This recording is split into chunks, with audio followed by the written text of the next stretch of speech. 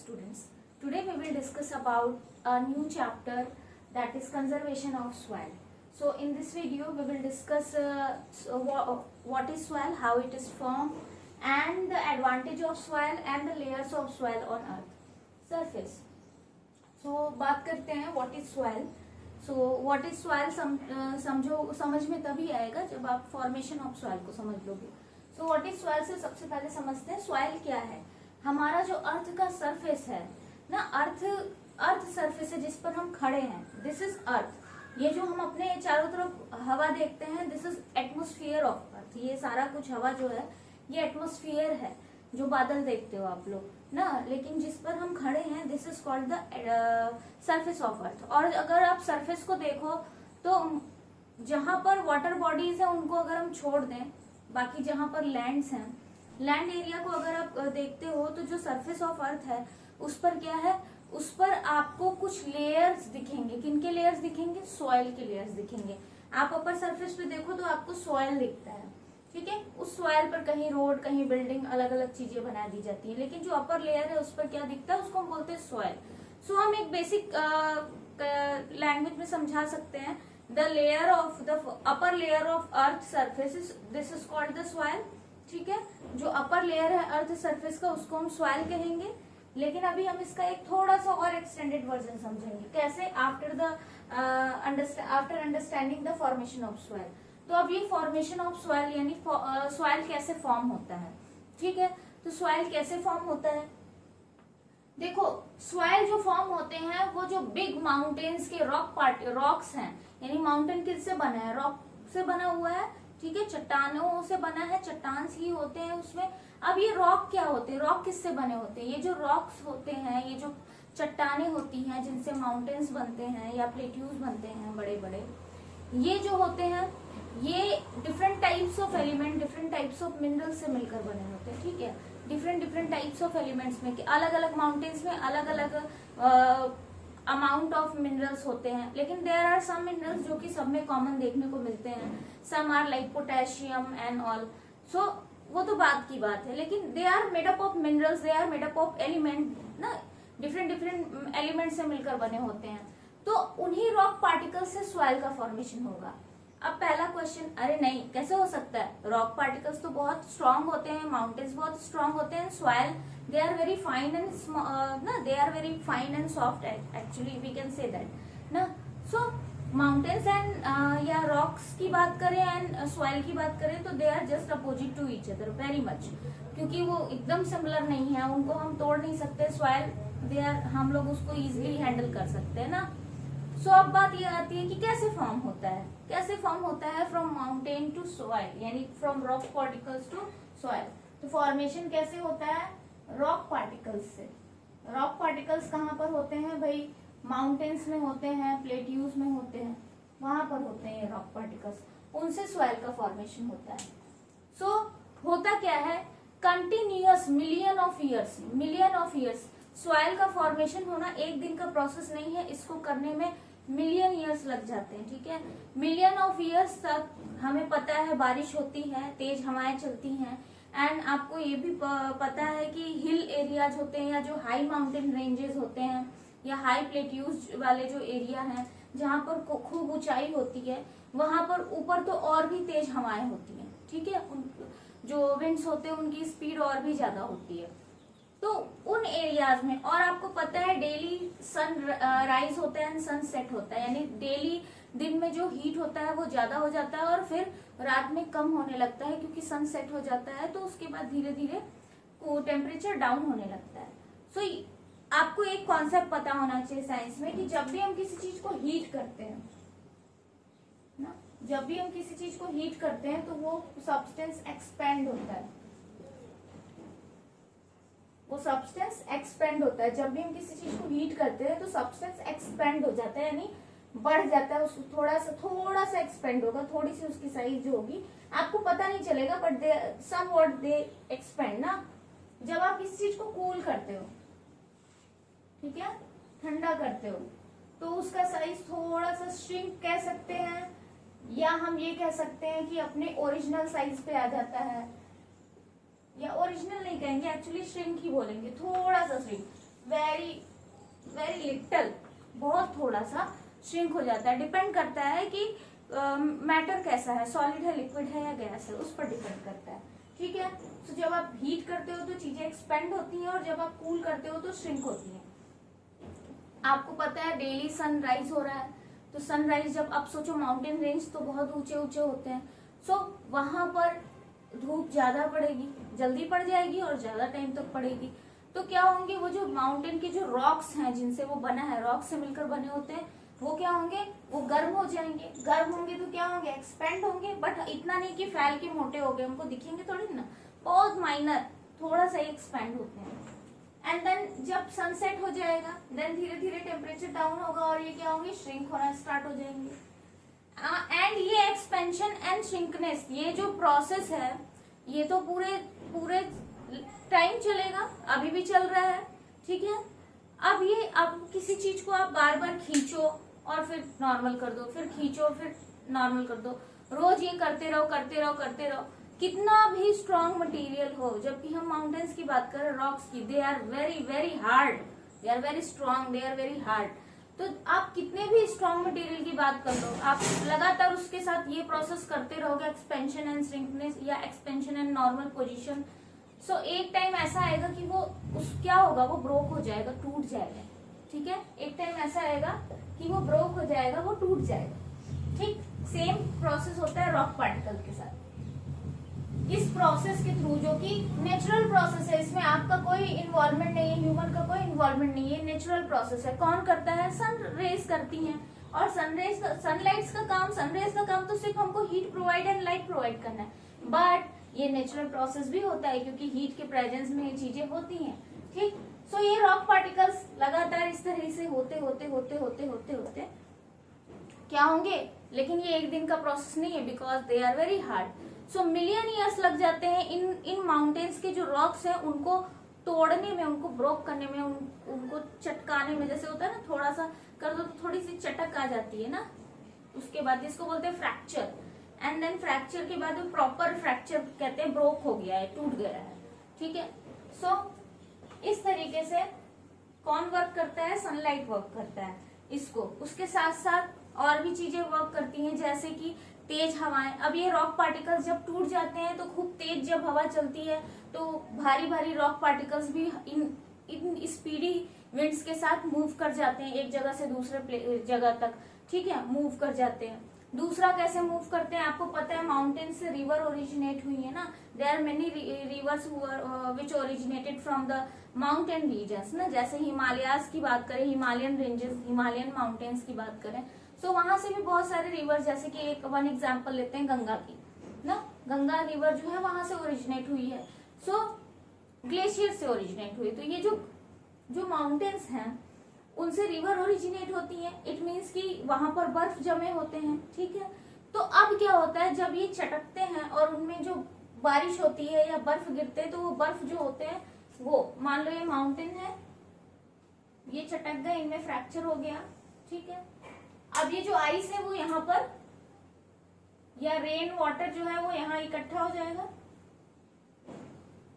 ठीक, इकट्ठा हो जाएगा।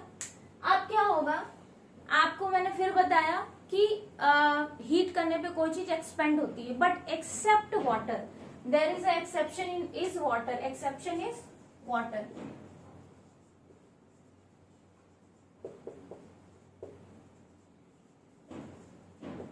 एक्सेप्शन का मतलब होता है कि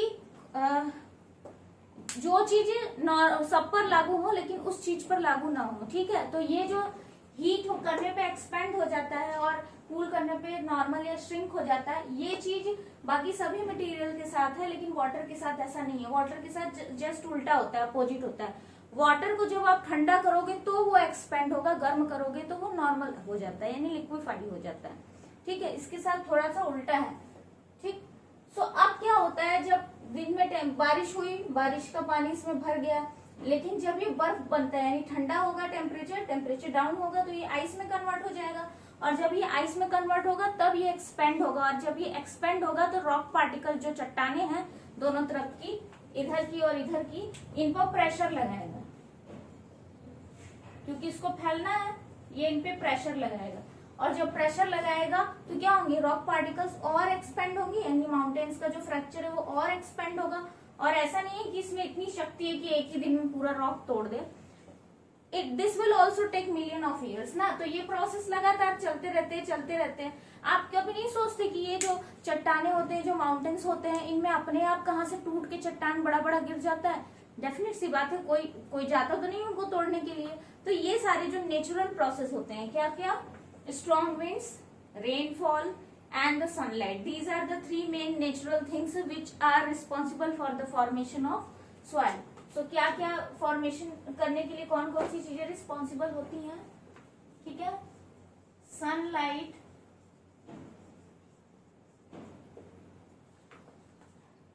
रेनफॉल, रेनफॉल जो है वो लिक्विड फॉर्म में या स्नो के फॉर्म में, दोनों ही फॉर्म में, एंड स्ट्रॉन्ग विंड्स।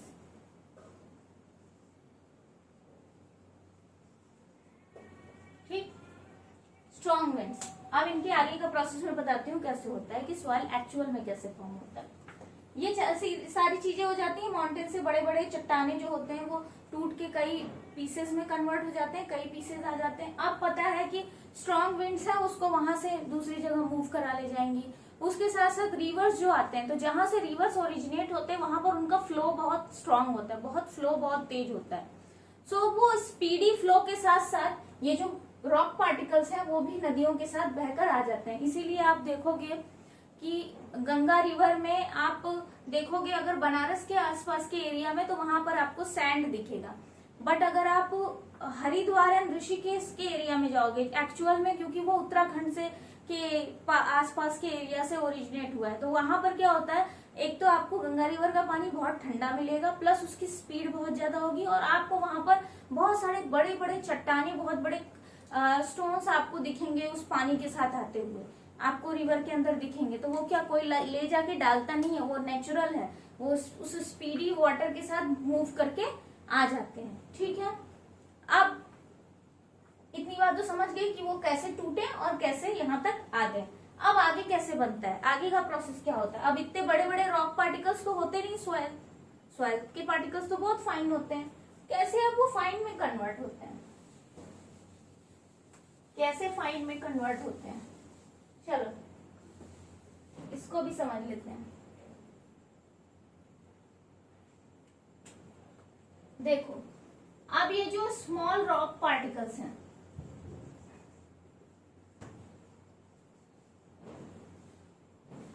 पीसेस बोलेंगे, पार्टिकल्स नहीं बोलेंगे, स्मॉल रॉक पीसेस। पार्टिकल्स तो बहुत छोटे हो गए ना। सो फॉर्मेशन ऑफ सॉइल ये रॉक से स्टार्ट होता है। ठीक है, या हम बोल सकते हैं सीधा माउंटेन्स बोल सकते हैं। ठीक है, सो ये जो अब यहाँ से ये सारा प्रोसेस हुआ और क्या मिला हमको, स्मॉल रॉक पार्टिकल्स मिल गए। अब ये small rock particles wind and flowing speedy rivers के साथ आ गए दूर तक। अब ये कहाँ पर है, पानी में है। ठीक है, अब क्या है, हमें पता है there are many living organism which can not be seen by our naked eyes, these are called microorganism. So these microorganism also need water, because every living organism need water for survival except some of them, but most of the living organism need water for their survivance, for their for living in the living condition ना, अपने आप को जिंदा रखने के लिए। So they need water, and most of the microorganism they live in water. Many of the living organism live in water. So अब क्या होगा, जब नदी का पानी जो है वो स्मॉल पीसेस ऑफ रॉक को लेकर आएगा, so these micro organism also act on those rock particles. उन पर वो एक्ट करेंगे, क्या करेंगे, उनको ईट करने की कोशिश करेंगे। ठीक है, अब जब वो इसको ईट करने की कोशिश करेंगे, तो क्या होगा, अब एक चीज और याद रखना, ये नहीं कि माइक्रो ऑर्गेनिज्म इतने स्ट्रॉन्ग है कि एक ही दिन में रॉक के स्मॉल पीसेस है उनको ईट करके खत्म कर दे, नहीं, इतना आसान नहीं है। दे एक्ट ऑन बहुत सालों तक, अगेन मिलियन ऑफ ईयर्स तक ये प्रोसेस ये चलता रहता है, हजारों सालों तक इस तरह से वो ईट करना शुरू करेंगे and they take so much time, ठीक है। और इस तरह से प्रोसेस चलता रहेगा और एक टाइम ऐसा आएगा कि वो जो स्मॉलर रॉक पीसेस हैं they convert into rock particles, smaller rock particles, ठीक है। So they convert into smaller rock particles, या हम कह सकते हैं कि सैंड जैसा पार्टिकल बना लेंगे, ठीक है, सैंड जैसा पार्टिकल बना लेंगे एंड लॉन्ग टाइम तक ये इसी तरह से डिकम्पोजिशन एंड बाकी चीजों के प्रेजेंस में क्या होगा, कि वो जो स्मॉल रॉक पीसेस है वो सॉइल में कन्वर्ट हो जाएंगे, smaller rock particle that is soil. तो अब हम सॉइल को बता सकते हैं हाउ सॉइल इज फॉर्म और what is soil. So how form अभी समझ में आया आपको। अब क्या कहेंगे, what is soil? Soil is the fine rock particles on the upper surface of the earth, जो हमारा अपर सरफेस है अर्थ पर, उस पे जो फाइन रॉक पार्टिकल्स हैं these are called the soil. And why it is important, what are the advantage of soil, now we will discuss about that ना। तो अब एक बात समझो, एक चीज और मैं स्किप कर दी। आप कभी कभी देखते हो जो लोअर माउंटेन्स होते हैं, like in case of our Sonbhadra there are many plateaus ना। सो प्लेट्यूज पे आप देखो बहुत सारे प्लांट्स ग्रो हुए होते हैं, they are very big plants ना, बहुत बड़े बड़े प्लांट्स। आपको पता है बड़े बड़े प्लांट्स जो होते हैं वो उनकी रूट्स अंदर जाते हैं। सो ये प्लांट्स जो होते हैं, मैं हायर हिल्स की बात नहीं कर रही हूँ जहाँ बहुत ऊंचाई है, लाइक हिमालयस, बहुत ऊंचे अगर आप पीक्स वाले एरिया या उधर की बात करोगे तो वहां आपको कोई प्लांट नहीं दिखेगा। सो वहां पर प्लांट का केस तो नहीं होता, but there are some plateaus या कुछ माउंटेन्स ऐसे हैं जहां पर थोड़ा सा नीचे वाले एरिया में देखोगे तो आपको बहुत सारा प्लांट दिखेगा। They are very high larger plants, big plants. तो ये जो बिग प्लांट्स के रूट्स होते हैं they are also helping in the formation of soil और the breaking down of rocks ना। क्यों? क्योंकि इनके जो रूट्स होते हैं ये पेनेट्रेट करते हैं, अंदर जाने की कोशिश करते हैं माउंटेन्स के या रॉक के अंदर, और उसी प्रोसेस के थ्रू क्या होता है, रॉक का जो होता है वो ब्रेकिंग डाउन होता है, ठीक है। They also help in the process of expansion और वट एवर से for the they are also responsible for the breaking down of rock particles ना। अब अगर बात करते हैं कि अगर आपको एक लाइन में बताना हो कि how soil is form, so we can say that soil is form by the process of weathering, by the process of weathering. अब वेदरिंग क्यों बोलते हैं? वेदर का मतलब होता है कि जो हमारा एटमॉस्फेरिक कंडीशन होता है उसी को हम वेदर बोलते हैं। डे टू डे जो हमारा एटमॉस्फेरिक कंडीशन होता है उसी को हम वेदर बोलते हैं। सो भाई ये जो एटमॉस्फेरिक कंडीशन कौन डिसाइड करता है? सनलाइट डिसाइड करता है, टेम्परेचर सनलाइट डिसाइड करता है, रेनफॉल डिसाइड करता है, ठीक है, हवाएं डिसाइड करती हैं, यही तो डिसाइड करते हैं हमारा वेदर कंडीशन या वेदर कैसा है। सो और अभी हमको पता चला कि सॉइल के फॉर्मेशन में भी यही चीजें हेल्पफुल हैं। सो हम इसको एक लाइन में कह सकते हैं कि वेदरिंग का मतलब होता है कि by the action of these things, by the action of sunlight, rainfall and strong winds, इनके एक्शन के थ्रू बिग माउंटेन्स या big rock particles, big rock pieces, big rocks का कन्वर्ट होना into soil, this is called the formation of soil or this is called the weathering. Okay, so we can say that the soil is formed by the process of weathering. तो हम लिख लेते हैं इसको कि soil कैसे form होता है। soil is formed by the process of weathering, ठीक है। Soil is form by the process of weathering. अब ये वेदरिंग क्या है ये आपको मैंने बता दिया है ना। The breaking down of rock into the smaller rock pieces और the breaking down of rock into smaller rock pieces to soil ना, further they convert into the soil, this is called the weathering and this process take million of years, बहुत सारा साल लेता है ये complete होने में। सो हम ये कह सकते हैं कि सॉइल काफी प्रीशियस है। क्यों प्रीशियस है? क्योंकि ये काफी प्रीशियस है, आप 1000 साल तक जिंदा नहीं रह सकते कि सॉइल को बनाओगे। So we should actually we should what, we should conserve the soil ना, हमको उसको बचाना चाहिए। इसलिए सॉइल हमारे लिए बहुत प्रीशियस है, तो हमको उसको बचाना चाहिए, क्योंकि हम एक दिन में उसको प्रिपेयर नहीं कर सकते। अब चलते हैं एडवांटेज ऑफ सॉइल। अब हम और भी चीजें जानेंगे कि व्हाई इट इज प्रीशियस। एक तो पहली चीज तो ये तुरंत बना नहीं सकते, तो ये प्रीशियस है। और क्या क्या चीजें हैं जिसकी वजह से सॉइल जो है वो इतना प्रीशियस है, इतना इम्पोर्टेंट है ना। पहले अब चलते हैं एडवांटेज ऑफ सॉइल। क्या क्या एडवांटेजेस हैं, क्या क्या फायदे हैं सॉइल के। तो देखो, सॉइल के फायदे की बात करें तो पहली बात तो ये जान लो कि सॉइल ही ऐसी चीज है जो जहां पर आप प्लांट ग्रो करते हो। अगर सॉइल नहीं है तो आप plant, maximum plant, there are some plants which grow in the water ना, there are many not many, there are some plants ना। अगर हम कंपैरिजन करें land plant and aquatic plant जो वाटर में ग्रो होते हैं, मोस्ट ऑफ द प्लांट जो होते हैं वो लैंड पर ग्रो होते हैं, जो हमको फूड प्रोवाइड करते हैं, डिफरेंट मटेरियल प्रोवाइड करते हैं, which are important for our existence, for our living standard ना, फॉर आवर लाइफ। बहुत सारी ऐसी चीजें जो हमको उससे मिलती हैं, जो हमको अपनी जिंदगी को चलाने के लिए डेली बेसिस पे जरूरत है उनकी ना। कैसे अभी मैं समझा दूंगी और आप जानते भी हो कि कैसे। एडवांटेज में सबसे पहली चीज तो हमको इम्पोर्टेंट है क्या, कि सॉइल जो है वो प्लांट को ग्रो करने के लिए एक सरफेस प्रोवाइड करती है, एक मीडियम देती है।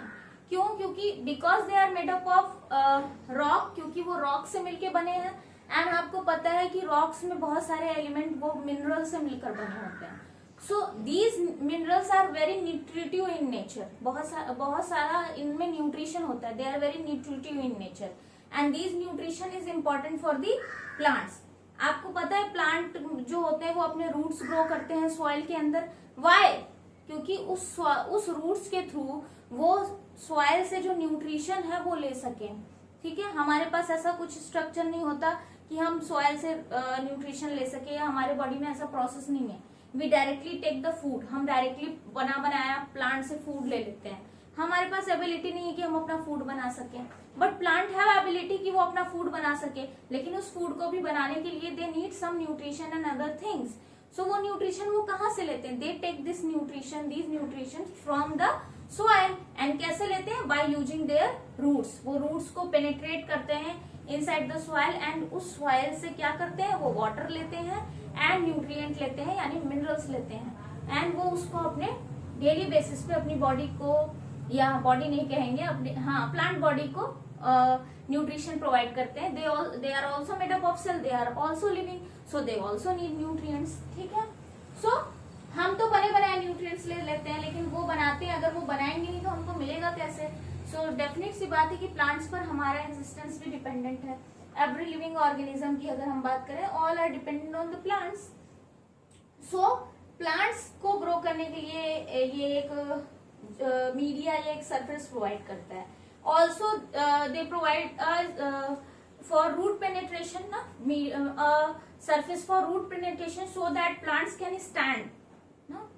वो क्या करते हैं? एक सरफेस प्रोवाइड करते हैं जिससे रूट उसके अंदर पेनिट्रेट हो सके और फैल सके। और एक रूट्स जब फैल जाता है तो क्या होता है? वो सॉइल को एकदम पकड़ के रखा रहता है। क्यों पकड़ के रखा रहता है? क्योंकि आप देखते हो बहुत सारे बिग प्लांट्स होते हैं, बहुत हेवी होते हैं, तो उनको खड़ा होने के लिए बहुत ज्यादा पकड़ चाहिए। आप देखते हो जितने बिग प्लांट्स होते हैं उनके रूट्स उतने ही ज्यादा फैले होते हैं अंदर तक। उससे क्या होगा? दो फायदे होंगे। पहली चीज तो सॉइल भी पकड़ के रखी रहेगी, सॉइल बहकर इधर उधर या हवा के साथ इधर उधर नहीं जा पाएगी।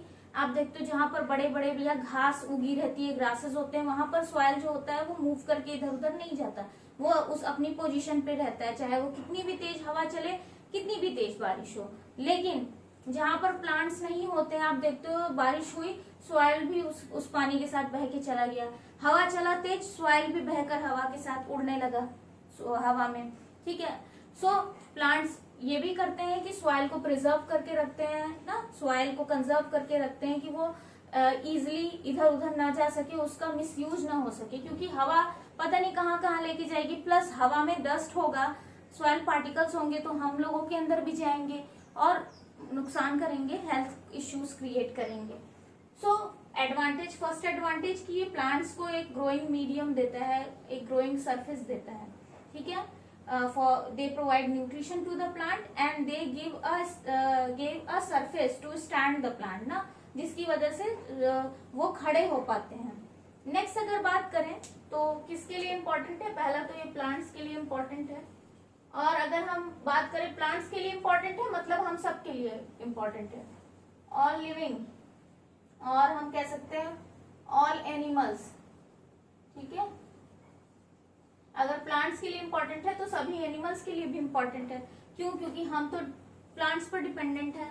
बता दो कि बिना प्लांट के रह पाओगे, क्यों? क्योंकि प्लांट तो ऑक्सीजन भी देता है ना, ऑक्सीजन नहीं रहेगा तो कैसे जिंदा रहोगे, तो प्लांट तो बहुत इंपॉर्टेंट है। तो प्लांट इंपॉर्टेंट इसलिए है क्योंकि हम उस पर डिपेंडेंट है ना, प्लांट नहीं होगा तो फिर लाइफ ही खत्म हो जाएगी। तो ये बात तो क्लियर हो गई, ठीक। अब बात करते हैं नेक्स्ट क्या इंपॉर्टेंट है, conservation, for conservation of water, conservation of water के लिए भी इम्पोर्टेंट है। क्यों? क्योंकि आपको पता है कि जब रेन होती है, बारिश होती है, तो जब बारिश होती है बेटा ना, तो जो पानी होता है वो बहुत सारा बहकर तो ड्रेनेज सिस्टम में, बहुत सारा पानी रिवर में जाता है ना, बहुत सारा पानी सी में जाता है, सब कुछ जाता है, लेकिन बहुत सारे पानी जो होते हैं जो ड्रेन में चले जाते हैं, ड्रेनेज सिस्टम में बह कर चले जाते हैं, वो क्या हो जाते हैं, एक तरह से वेस्ट ही हो गए, क्योंकि ड्रेन हमारा गंदा होता है और जो रेन वाटर आता है वो फ्रेश होता है। तो वो फ्रेश वाटर ड्रेनेज में चला गया, अगर हम उस फ्रेश वाटर को स्टोर कर सकें, तो हम हर टाइम तो स्टोर नहीं कर सकते ना। सो हमारे पास एक नेचुरल सिस्टम है, नेचुरल सिस्टम जो नेचर ने बनाया है कि वहां पर ऑटोमेटिकली स्टोर हो जाएगा, ठीक है। कैसे स्टोर होगा? सॉइल, जब बारिश होती है तो सॉइल पार्टिकल्स जो होते हैं, सॉइल के पार्टिकल्स के बीच में एयर स्पेसेस होते हैं ना, हर पार्टिकल के बीच में स्पेस होते हैं। You already know solid liquid gas ना, तो आपको पता है कि उनके बीच में स्पेसेस होते हैं, ठीक है। तो जब बारिश होती है तो वो सॉइल के अंदर से घुसकर, पानी की बूंदे जो होती है वो घुसकर अंदर धीरे धीरे धीरे धीरे अंदर चली जाती हैं और स्टोर होकर रहती हैं, ठीक है। तभी ये सोचा है कि घर में जो समर लग जाता है वो अंदर से पानी कहाँ से निकाल कर ले आता है, क्या हमने तो स्टोर किया नहीं है, वो कहाँ से आया, जो तो ऑटोमेटिकली स्टोर हुआ, नेचर का ऐसा फॉर्मेशन है ना। तो सॉइल की वजह से वो स्टोर होके रहते हैं। अब कैसे होते हैं, क्या होते हैं, वो ज्यादा बेटर समझ में आएगा जब लेयर्स ऑफ सॉइल पढ़ लोगे, ठीक है। सो अब हम लोग डिस्कस करेंगे layers of soil and then you will better understand how the what are the advantage of soil actually, how the ground water stores ना। तो अभी उसके पहले एक चीज और समझ लो, one more advantage of soil, animals, there are many living organisms which live in the soil, there are some microorganism also जो कि soil में रहते हैं, अपना घर बनाते हैं, there are some other animals like ants, आप देखते हो चींटियां रहती हैं, earthworm रहते हैं, और there are some scrolling worms also, कुछ छोटे छोटे स्क्रॉल करने वाले वर्म्स होते हैं जो कि रहते हैं, चूहे रहते हैं, और चूहे का जो बिल होता है उसमें आप देखते हो स्नेक्स भी जाकर रहते हैं ना, और रैबिट जो होता है वो भी अपना बिल जो होता है मोस्टली सॉइल में बनाता है।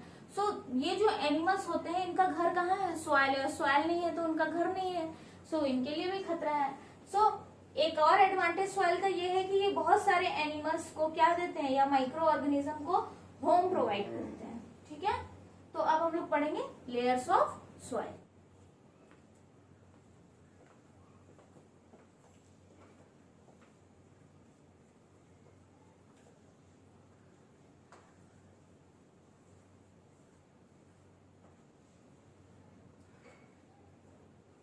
So this is the picture of layer of soils. There are 4 layers of soil inside our earth surface or on our earth surface, ठीक है।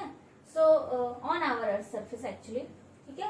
So layer of soils में पहले हम नाम समझ लेते हैं सबसे पहले। तो अगर हम vegetation मैंने दिखाया तो vegetation is not a part of soil surface, but most of the time we see that there is a vegetation, यानी there is a grasses or plants or small grasses or small plants or larger plants or big plants are there on the surface of earth or on the surface of soil ना।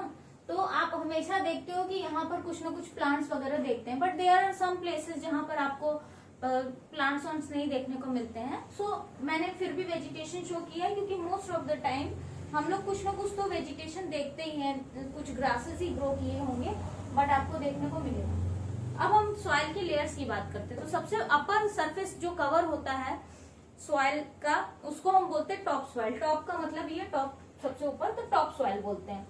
ठीक है, top soil क्योंकि वो सबसे ऊपर है तो इसलिए टॉप सॉइल बोलते हैं। लेकिन बेसिकली अगर बात करें तो इसका नाम होता है ए होरिजोन। तो फर्स्ट लेयर जो होती है वो होती है ए होरिजोन। ठीक है, सेकेंड जो होती है वो होती है बी होरिजोन।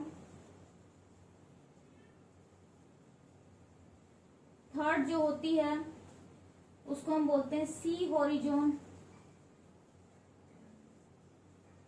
और जो लास्ट होती है उसको हम बोलते हैं आर होरिजोन या R horizon. R bed rock से मतलब है, आर होरिजोन यहाँ रॉक्स ही होते हैं।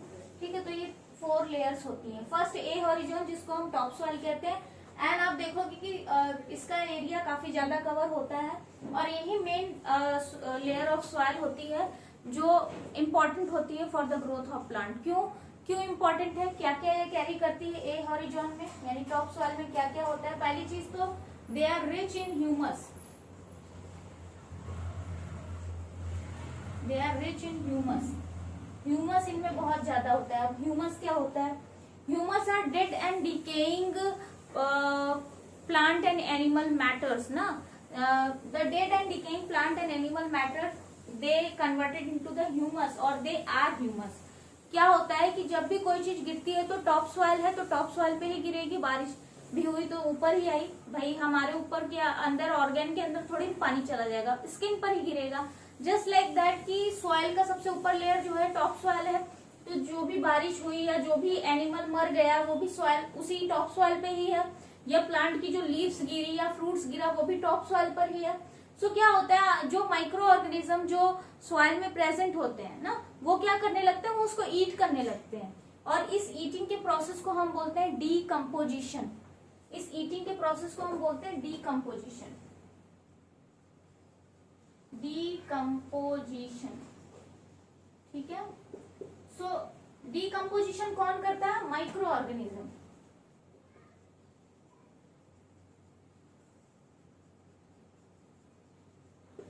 माइक्रो ऑर्गेनिज्म क्या करते हैं, डीकम्पोजिशन करते हैं। किसका करते हैं, डीकम्पोजिशन। डीकम्पोजिशन करके वो क्या बनाते हैं, ह्यूमस बनाते हैं। लेकिन ह्यूमस वो किससे बनाते हैं, क्या डीकम्पोज करते हैं, dead and decaying plant material.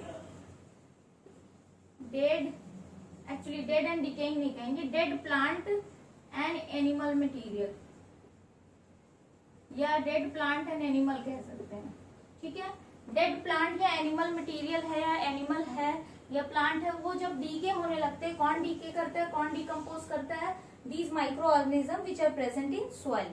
So these soil microbes or the microbes which are present in soil, they start to eating these dead plants and animals, and this process is called decomposition. And after the process of decomposition, what we will get, we get humus. So humus is not actually the completely decomposed.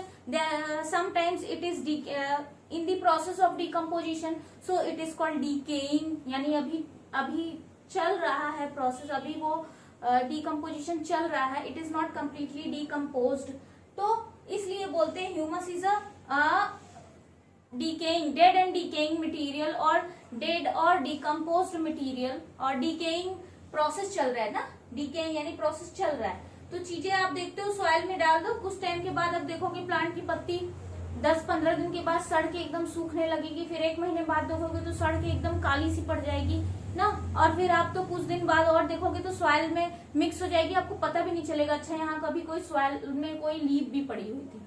ठीक है, सो कैसे गायब हो जाता है, वो गायब नहीं होता। These microbes which are present in soil, they just eat these ना। इस प्रोसेस को कहते हैं हम डीकम्पोजिशन और द प्रोसेस ऑफ डीकेइंग। अगर उसको हम हिंदी में अगर समझे तो उसको बोलते हैं सड़ना।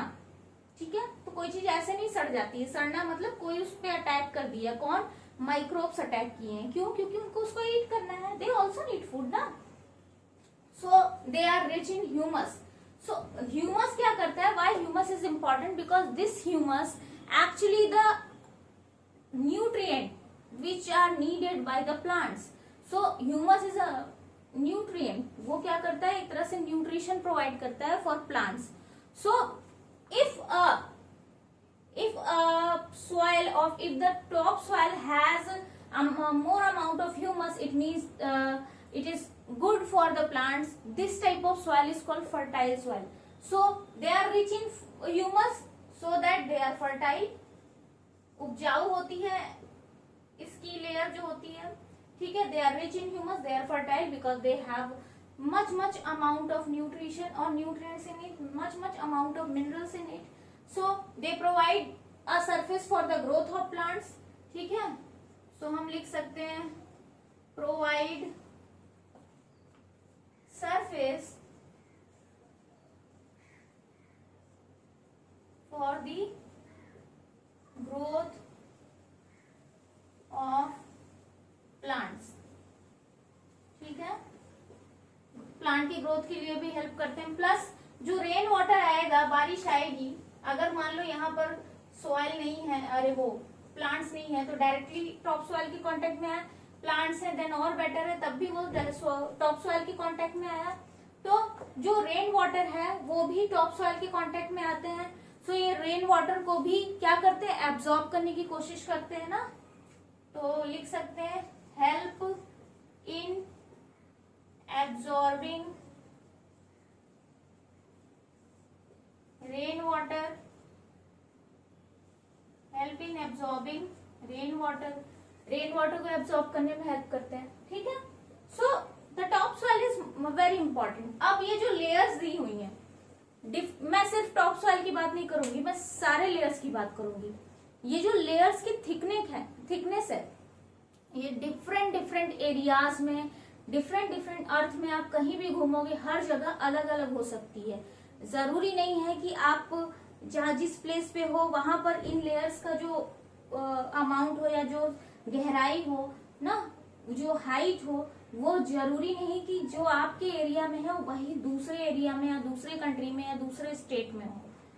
इट कैन बी डिफरेंट ना सब जगह. इवन मैं टॉप सॉइल की भी बात कर रही हूँ, ये भी डिफरेंट हो सकता है. जरूरी नहीं कि टॉप सॉइल की थिकनेस यहाँ पर ज्यादा है तो बाकी एरियाज में भी ज्यादा होगी. हो सकता है कि कहीं कहीं पर टॉप सॉइल की थिकनेस बहुत कम हो, जैसे माउंटेन्स वाले एरिया में आप देखोगे बहुत ज्यादा पहाड़ है, तो वहां पर आपको शायद टॉप सॉइल की लेयर बहुत कम दिखे.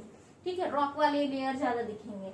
ठीक. तो ये तो टॉप सॉइल हुआ जिसको हम ए हॉरिजॉन बोलते हैं. नेक्स्ट आता है बी हॉरिजॉन जिसको सब सॉइल बोलते हैं. It is just beneath the top soil. ये जस्ट इसके नीचे होता है. अगर आप टॉप सॉइल को कंपेयर करके अगर हम समझाएं तो टॉप सॉइल में क्या होता है, दे हैव टोटली सॉइल ना. सॉइल के साथ साथ इसमें कुछ सैंड पार्टिकल्स भी होते हैं. ठीक है. और कुछ थोड़े बहुत आपको स्टोन पार्टिकल्स, बहुत स्मॉल स्टोन पार्टिकल्स भी दिख जाएंगे. बट अगर आप सब सॉइल में जाओगे तो सब सॉइल में आपको स्टोन पार्टिकल्स का अमाउंट ज्यादा दिखेगा एंड सॉइल पार्टिकल्स का अमाउंट कम दिखेगा. सैंड पार्टिकल्स का अमाउंट ज्यादा दिखेगा, सॉइल पार्टिकल्स का अमाउंट कम दिखेगा. जैसे जैसे आप नीचे जाओगे आपको रॉक पार्टिकल्स बड़े बड़े दिखते जाएंगे और सॉइल का अमाउंट कम होता जाएगा. ठीक है. अब हम थर्ड पे चलते हैं, सी हॉरिजॉन जिसको पेरेंट रॉक बोलते हैं. ठीक है. पेरेंट रॉक बोलते हैं इसको. तो इसमें आप देखोगे कि इसमें आप देख भी रहे हो मैंने बड़े बड़े स्टोन्स बनाए हुए हैं ना. दीज आर कॉल्ड ग्रेवल्स यानी कि बड़े बड़े जो स्टोन्स होते हैं ना, स्टोन पार्टिकल्स. अभी आप बहुत ज्यादा कभी किसी के घर काम चल रहा है, बहुत डिगिंग होती है, जब इंफ्रास्ट्रक्चर चलता रहता है तो आप देखते हो कि बहुत बड़े बड़े स्टोन पार्टिकल्स निकलते हैं, बड़े बड़े अंदर से. ठीक है. तो दीज आर ग्रेवल्स या स्टोन पार्टिकल्स बोल सकते हैं, जो कि आपको सी हॉरिजॉन में देखने को मिलेंगे. एंड यहाँ पर आपको सॉइल का अमाउंट बहुत कम देखने को मिलेगा. मोस्ट ऑफ द टाइम आपको बड़े बड़े कंकड़ दिखने को मिलेंगे, रॉक पार्टिकल्स बड़े बड़े, बहुत बड़े नहीं, मतलब in the sense small rock particles देखने को मिलेंगे. लास्ट अगर हम बात करते हैं, इसको हम बोलते हैं बेड रॉक या आर हॉरिजॉन, और ये टोटली चट्टान का बना होता है. There is no soil. ठीक है. तो ये तो हुए लेयर्स ऑफ सॉइल की बात हुई. अब बात करते हैं, जब भी कोई हम प्लांट ग्रो करते हैं तो मोस्टली अगर मान लो मैंने कोई प्लांट ग्रो किया यहाँ पर, तो अगर प्लांट्स स्मॉलर हैं तो उनके रूट्स पे बहुत कम ही होंगे, तो इनके रूट्स जो होते हैं वो सिर्फ टॉप सॉइल तक ही रह जाते हैं. मान लो ये कोई प्लांट है, प्लांट्स स्मॉल साइज के हैं तो उनके रूट्स जो होते हैं वो टॉप सॉइल तक ही रह जाते हैं। But there are some big plants ना, बहुत कुछ बड़े बड़े प्लांट्स हैं, जैसे कि पीपल ट्री की बात कर लो, बनियान ट्रीज की बात कर लो, तो दे आर वेरी बिग ना, तो उनका जो रूट्स होता है वो टॉप सॉइल के नीचे तक यानी सब सॉइल वाले लेयर तक भी होता है। ठीक है, तो मान लो ये कोई बड़ा सा प्लांट है, इनके जो रूट्स होंगे वो पूरे नीचे तक भी पहुंच जाते हैं। ठीक है, और जहां पर ये जो लेयर्स हैं इनकी अगर थोड़ी किसी एक की भी मोटाई थोड़ी कम है तो कभी कभी कुछ अमाउंट ऑफ सी हॉरिजॉन तक भी पहुंच जाते हैं। बट वो केस तब होता है जब ट्री जो है वो 100 साल 200 साल पुराना हो। ठीक है, तो वहां पर ये सी हॉरिजॉन तक भी रूट्स पहुंच जाते हैं। अब क्या होता है, सी हॉरिजॉन बहुत इंपॉर्टेंट है। सी हॉरिजॉन ही वो एरिया होता है जहां पर आपका ग्राउंड वाटर स्टोर होता है। C horizon is the main area जहां पर ग्राउंड वाटर स्टोर होता है। तो ये जो पानी जमीन के अंदर जाता है बारिश का, वो स्टोर कहाँ पर होता है, किस लेयर में होता है। सो बेसिकली सी हॉरिजॉन में होता है, बट देयर आर 2 लेयर जहां पर ग्राउंड वाटर देखने को मिलता है, B horizon and C horizon, यानी सब सॉइल एंड पैरेंट रॉक। ये दो जो लेयर्स होते हैं बी एंड सी हॉरिजॉन, यहाँ पर क्या स्टोर होता है, ग्राउंड वाटर। ठीक है, तो ग्राउंड वाटर कहाँ मिलेगा आपको, इन्हीं एरियाज में, इन्हीं लेयर्स में। ग्राउंड वाटर जो है इन लेयर्स में देखने को मिलता है। सो कभी कभी होता है कि इस यहाँ का पानी का लेवल डाउन हो चुका है, क्यों, क्योंकि बारिश नहीं होती है या पानी का ओवर यूज हो रहा है। पहली चीज तो बारिश नहीं होगी तो ग्राउंड वाटर रीस्टोर नहीं होगा। ठीक है, और या तो ओवर यूज कर दो, तो तुम तो जल्दी जल्दी पानी खत्म कर दिए, बारिश हो नहीं रही है, ओवर यूज कर दिए, तो वाटर का लेवल नीचे आ जाता है, यानी कि सी हॉरिजॉन तक रह जाता है। आपको पता है चट्टान तो पानी एब्जॉर्ब करेगा नहीं, तो इसलिए इसके ऊपर वाली लेयर तक ही हमारा वाटर रहता है। ठीक, सो अब जब बारिश होती है तो ये देखो सॉइल पार्टिकल्स है, इनके बीच में जगह है, इनसे होते होते एब्जॉर्ब भी करते हैं ये, इनसे होते होते पानी जो होता है वो धीरे धीरे सिप करते करते इन लेयर्स में भर जाता है। तो ये जो सी हॉरिजॉन है, इससे होते होते पानी जो होगा वो यहाँ तक आ जाएगा, स्टोर होना स्टार्ट करेगा। ठीक है, सो इस प्रोसेस में क्या होगा, ग्राउंड वाटर तो स्टोर होगा ही, साथ के साथ क्या होगा, साथ के साथ जो पानी है वो फिल्टर भी हो जाएगा। क्यों, क्योंकि they are different layers of soil, जिनसे होते होते पानी जब आएगा तो उसका फिल्ट्रेशन भी हो जाएगा। तो मोस्ट ऑफ द टाइम जो ग्राउंड वाटर होता है वो फिल्टर्ड होता है।